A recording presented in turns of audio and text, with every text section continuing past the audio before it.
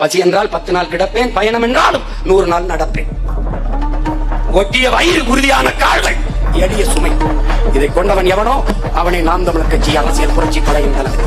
தன்னை முன்னிறுத்தாது தான் பிறந்த மண்ணையும் இனத்தையும் முன்னிறுத்துகிறவன் எவனோ அவனே உண்மையான தளபதி தலைவர். இங்கே எவரும் தலைவன் தொண்டன் கிடையாது, எல்லாரும் தலைவர். அவனவன் நிலத்தில் நின்று படையை நடத்தி வேண்டும். இன்று ஏற்றிய இந்த கொடியை தாயகத்தின் சுதந்திரமே எங்கள் கொள்கை, தன்மானம் ஒன்றேதான் எங்கள் செல்வம்.